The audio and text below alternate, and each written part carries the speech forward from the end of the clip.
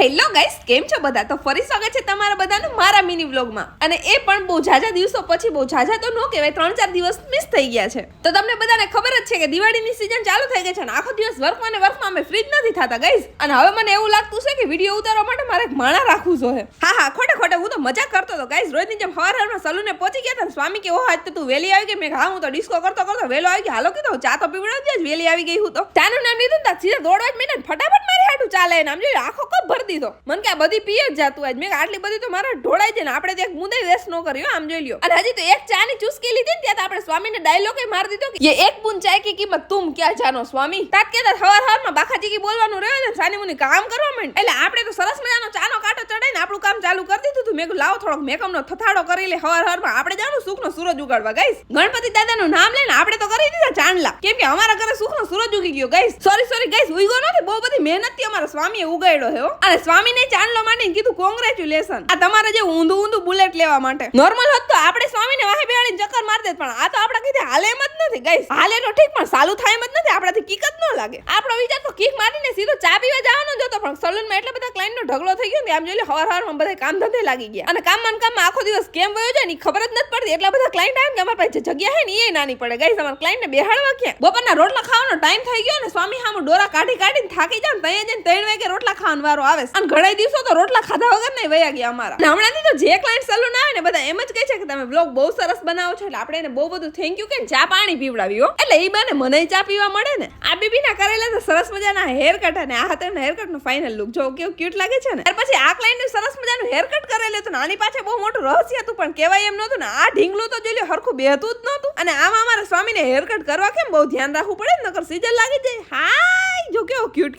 ઢીંગલો છે. પછી તો આપણે બે ગયા આપણું કામ કરવા માટે. આ ક્લાયન્ટ નું કરેલું હતું એક્સટેન્શન અને આ હતું એમના નેલ્સ નો ફાઇનલ લુક. અને અમારા આ બ્યુટીફુલ ક્લાયન્ટ નું નામ હતું નંદની. એનું નામ એટલું મસ્ત હતું કે મને યાદ રહી ગયું, બાકી તો મને જિંદગીમાં કાંઈ યાદ રહે એમ નથી. અને આ બંને સિસ્ટરની હેર ટ્રીટમેન્ટ ખતમ થઈ ગઈ ને એટલે આપણે એને ટાટા બાય બાય કરી દીધું ને પછી આપણે થઈ ગયા ઘર ભેગા કેમ કે રોટલા ભૂખ્યા થઈ ગયા હતા. હાલો સ્વામીએ તો નવીનું ભડભડ્યું લીધું એટલે આપણે તો બે ગયા એની વાહન સીધા પહોંચી ગયા ઘરે. મસ્ત મજાના રોટલા ખાઈ લીધા ને પછી તો સાંજે નીકળી ગયા અમે રખડવા માટે. રખડવામાં મારા જેઠ બાબા થોડી રહી જાય. આમ એટલે સૌથી પહેલા ચક્કર મારવાનો એનો વારો હતો. ભડભડ્યું ને એ નીકળી ગયા પછી તો અમારો ઢણ કરતા અમે રોડે સડી ગયા હતા. ગાડી રોડે સડી ગઈ હતી સીધી મારા ઘરે આવીને ઊભી રહી ગઈ. અને હવે ખોટાઈ જાય. આજ રીતે આજનો દિવસ ખતમ થયો. મળીએ કાલના નવા મિની વ્લોગમાં. Tata bye bye guys.